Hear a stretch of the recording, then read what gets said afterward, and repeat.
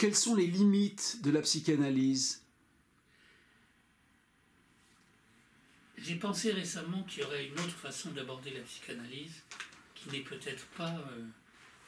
alors peut-être que dans la psychanalyse d'inspiration plutôt jungienne, on s'en rapproche, mais certainement pas celle de Freud, parce qu'il me semble que, pour simplifier un peu les choses, on pourrait dire que Freud est une approche scientifique de l'être humain et de la psychanalyse, tandis que Jung serait une approche artistique. Et on retrouve une opposition qui, moi, me parle énormément et que j'espère développer de plus en plus dans tous les domaines, c'est que l'approche du savant ou du scientifique n'est pas du tout celle de l'artiste.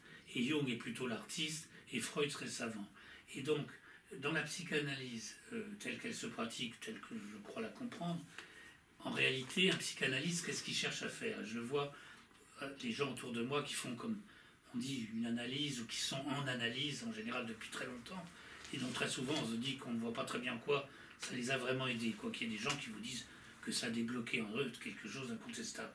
En réalité, la psychanalyse cherche à dénouer les nœuds, comme disait Ronald Lang, qui se sont produits dans le parcours d'un individu, en général dans son enfance. Pas toujours dans son enfance, mais souvent dans son enfance et même la très petite enfance. Donc elle s'intéresse au parcours de vie d'un individu et à un endroit où il y a eu un bug, un nœud, et elle dénoue ce nœud. Si on arrive à dénouer ce nœud, je prends un exemple grossier, si c'est une histoire, mettons, d'inceste dans la famille ou un fantasme d'inceste, si on arrive à approcher ce traumatisme et à le déconstruire, à le défaire, on peut comprendre, concevoir vraiment comme un nœud au sens propre, qu'on dénoue la chose, comme on dit dénouement au théâtre, et qu'on aide une personne à repartir libérée. Donc ça, c'est facile à comprendre, et tout ça par la parole. Bon, très bien.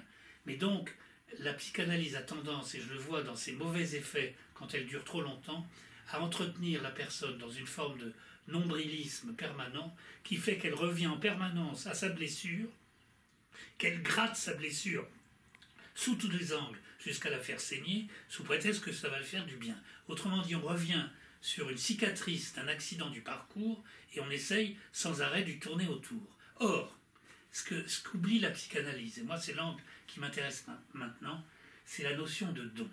Je suis de plus en plus effaré de voir que la plupart des écoles de psychologie ne tiennent aucun compte des aptitudes personnelles des individus qui les distinguent des autres. Exemple, une jeune fille par exemple a le don inné de la musique, et par exemple chante tout le temps, ou naît en dansant, et on voit immédiatement que c'est quelqu'un dont le corps est en mouvement, et qu'elle est née avec cette particularité.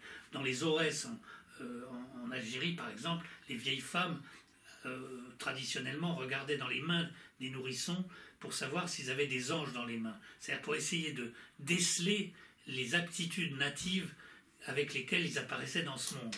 Or, aucun, à ma connaissance, psychanalyste, aucun psychologue d'aucune école que je connaisse, n'a ce souci d'abord de dire « essayons de percevoir chez cette personne qui vient me voir où sont ses dons ». Pourquoi? Parce que si vous avez le don de la musique ou de la danse, je ne vois pas comment vous pouvez être bien dans votre peau si vous ne le développez pas. Un don créatif a besoin d'être développé. Et si on le contrarie, vous ne serez jamais bien dans votre peau. Donc si le but de la psychanalyse est effectivement d'aider l'individu à être mieux dans sa peau, c'est-à-dire dénouer ses problèmes et atténuer ses blessures, il est probablement beaucoup plus efficace de l'encourager à cultiver ses dons, ce qu'on ne fait pas, plutôt qu'à revenir sans arrêt sur une blessure du parcours. Parce que peut-être qu'en encourageant le don, on arrivera à ce que je vois là encore souvent dans l'art brut, à subsumer, à dépasser cette obsession du traumatisme. Et ça, je le vois très souvent. Donc je me dis qu'une psychanalyse qui se centrerait sur la détection des dons des gens et leur encouragement, et quand je dis don, c'est-à-dire tout ce qui est la petite pulsion créative, quelle qu'elle soit, elle n'est pas forcément spectaculaire. Je prends un exemple tout bête, c'est arrivé même dans ma famille, si un garçon, par exemple, veut absolument être boulanger, mais que son père veut qu'il soit polytechnicien, par exemple, et ben, il va lui faire énormément de mal à l'empêcher de devenir boulanger. Parce qu'effectivement, il va contrarier un instinct ou une envie profonde de l'individu qui, lui, dont le corps, lui, et l'esprit sait que dans cette direction, il va s'épanouir, même si ses parents le refusent, pour des raisons sociales d'ailleurs, de hiérarchie sociale ou de standing ou de choses comme ça. Donc la psychanalyse devrait être très attentive à ce qu'est le désir profond de l'individu, pas seulement sur le plan sexuel, sur le plan de l'épanouissement de ce que la nature lui a donné de spécifique au départ. Et c'est ça qu'on apprenait, ce qu'on appelait autrefois les dons. Or, toute la sociologie et toute la psychologie et toute l'idéologie du XXe siècle a éliminé cette notion du don parce qu'on a préféré expliquer tout par le social, le contexte, l'éducation, avec là-dessus un fond de marxisme qui refuse évidemment de reconnaître qu'il puisse y avoir des individus qui, à la naissance, arrivent avec un jeu de cartes meilleur que les autres. Et je ne parle pas ici d'injustice sociale et d'hiérarchie de salaire ou de choses comme ça. Les individus ne sont pas identiques, ils sont tous égaux en droit, mais ils sont tous différents et singuliers. Et ça, on l'apprend avec la fréquentation de l'art brut. C'est une magnifique leçon de l'art brut.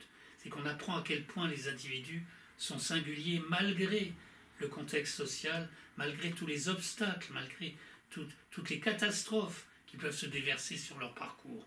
Donc je reprocherais à la psychanalyse de s'intéresser trop aux accidents de parcours, de trop gratter les blessures et tourner autour, et d'oublier tout simplement de favoriser l'épanouissement des dons, alors qu'elle cherche uniquement à dénouer les nœuds.